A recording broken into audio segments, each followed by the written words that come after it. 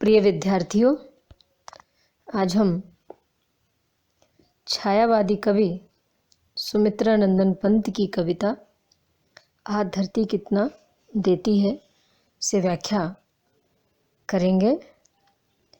इससे पूर्व भी हमने इसी कविता से व्याख्या की थी। आहा इतनी फलियां टूटी जाड़ों भर खाई, सुबह शाम घर घर में पकी, पड़ोस पास के जाने अनजाने सब लोगों में बंटवाई। बंधु बांधवों मित्रों अभ्यागत मंगतों ने जी भर भर दिन रात मोहल्ले भर ने खाई। कितनी सारी फलियां कितनी प्यारी फलियां।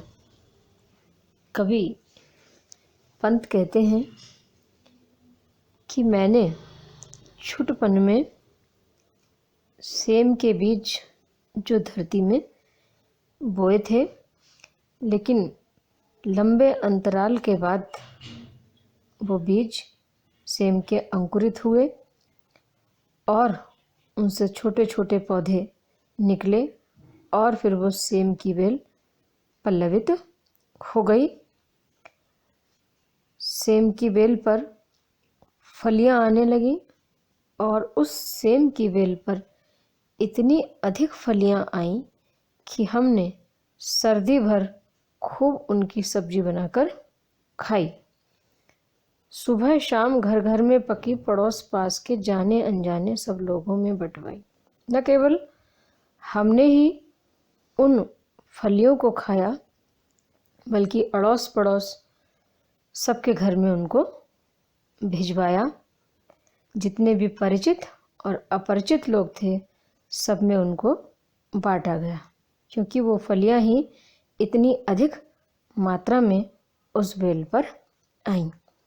जितने बंधु बांधव थे उनको भी उन फलियों को दिया गया, मित्रों के घर पहुंचाई गई और जितने भी अभ्यागत थे, मांगने वाले थे, सबको खूब जी भर भर करके वो फलियां सबको बांटी और सारे अड़ोस पड़ोस और मोहल्ले भर ने उस सेम की फलियों का आस्वादन या उन सेम की फलियों को खाया। कितनी सारी फलियां कितनी प्यारी फलियां। कहते हैं उस बेल पर इतनी अधिक फलियां आईं कि जिसकी कल्पना नहीं की जा सकती थी, और साथ ही वो फलियां इतनी प्यारी और खाने में इतनी स्वादिष्ट थी, उसके विषय में भी कुछ कह नहीं सकते। आगे कवि कहते हैं, ये धरती कितना देती है, धरती माता कितना देती है अपने प्यारे पुत्रों को। नहीं समझ पाया था मैं उसके महत्व को, बचपन में छी स्वार्थ लोभवश पैसे बोकर। कवि पंत कहते हैं कि आज जब इस सेम की बेल पर इतनी अधिक फलियां लगीं, तब मुझे यह समझ में आया कि ये धरती माता हमको कितना कुछ देती है, कितना निस्वार्थ भाव से यह हमारा पालन पोषण करती है, कितने अधिक अपने प्यारे पुत्रों को कितना निरंतर धन धान्य देने वाली है। इसके महत्व को मैं पहले नहीं जानता था। इसी कारण मैंने बचपन में स्वार्थ एवं लोभ के कारण कुछ पैसे बो दिए थे, ये समझ करके कि पैसों की बेल लगेगी और पैसे मेरे पास आएंगे। तो कहते हैं ये मेरा अज्ञान था, मैं अबोध था और धरती माता की महत्ता को, धरती माता के महत्व को मैं नहीं समझ पाया। लेकिन अब मैं धरती माता के महत्व को समझ गया हूँ। धरती की महत्ता मुझे अच्छी तरह से समझ में आ गई है।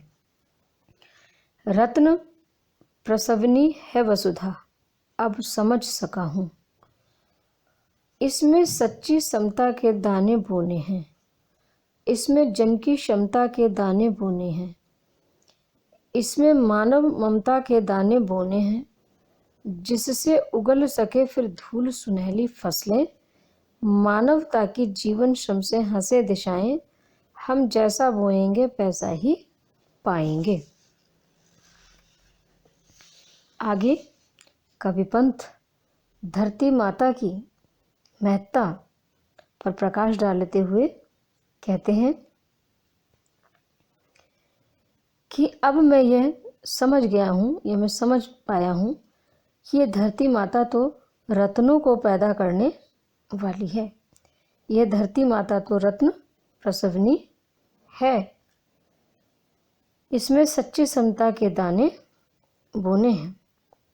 यह बात मुझे पहले समझ में नहीं आई थी, लेकिन अब समझ में आ गई कि ये धरती माँ रत्नों की खान है और हमें यह कितना धन धान्य और रत्न प्रदान करती है।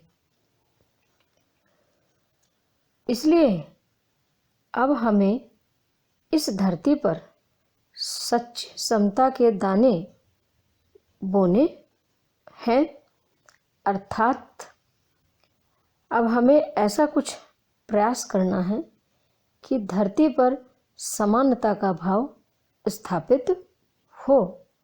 जातिगत समानता, धार्मिक समानता और आर्थिक समानता। समाज में किसी भी प्रकार की ऊंच नीच और भेदभाव न हो। इसमें मानव ममता के दाने बोने हैं। हमको समानता के दाने समाज में बोने हैं, समता का भाव समाज में स्थापित करना है और जन जन की क्षमता के अनुसार हमको दाने बोने हैं। सबको उनके श्रम का बराबर बराबर लाभ मिले, सबको उनकी मेहनत का बराबर लाभ मिलता रहे, ऐसी कुछ व्यवस्था हमको करनी है। समाज में ऐसी व्यवस्था करनी है कि जिसमें कोई किसी का शोषण न करे, कोई किसी का शोषण न करे, यह ध्यान रखें, जिससे उगल सके फिर धूल सुनहली फसलें, मानवता की जीवन श्रम से हंसे दिशाएं, हम जैसा बोएंगे वैसा ही पाएंगे। समाज में सभी लोग आपस में प्रेम भाव से रहें, सब जगह शांति का वातावरण हो, किसी के मन में किसी के प्रति द्वेष भाव न हो, वैमनस्य न हो, किसी के प्रति जातिगत या धार्मिक द्वेष नहीं हो, लोग आपस में लड़े झगड़े नहीं, सब एक दूसरे की भावनाओं की कद्र करें, सब के बीच में सौहार्द का वातावरण हो, आपस में रक्तपात न हो। तो इस तरह की व्यवस्था हमको समाज के बीच में करने का प्रयास करना है। मानव जिससे उगल सके फिर धूल सुनहली फसलें, मानवता की जीवन श्रम से हंसे दिशाएं, हम जैसा बोएंगे वैसा ही पाएंगे। कवि आगे कहते हैं कि जब हम सब मनुष्य इतने संगठित और परिश्रमी हो जाएंगे तो निसंदेह यह धरती भी सोना उगलने लगेगी।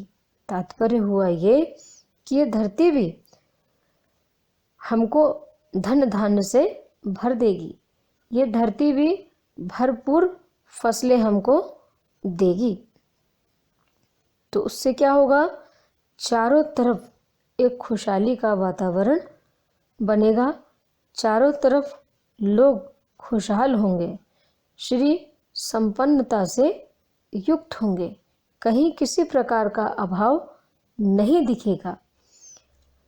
परिश्रम के फल से सब लोग प्रसन्न होंगे, मेहनत से, परिश्रम से, श्रम से सब लोग खुश होंगे, चारों ओर खुशहाली खुशहाली दिखाई देगी और सभी लोग प्रसन्न दिखाई देंगे। हम जैसा बोएंगे वैसा ही पाएंगे। आगे कवि कहते हैं कि हमें सदैव इस बात को याद रखना चाहिए कि हम जैसा बोएंगे वैसा ही काटेंगे। तात्पर्य हुआ ये कि हमें अपने ही कर्मों का फल भोगना पड़ता है या हमें अपने ही कर्मों का फल प्राप्त होता है।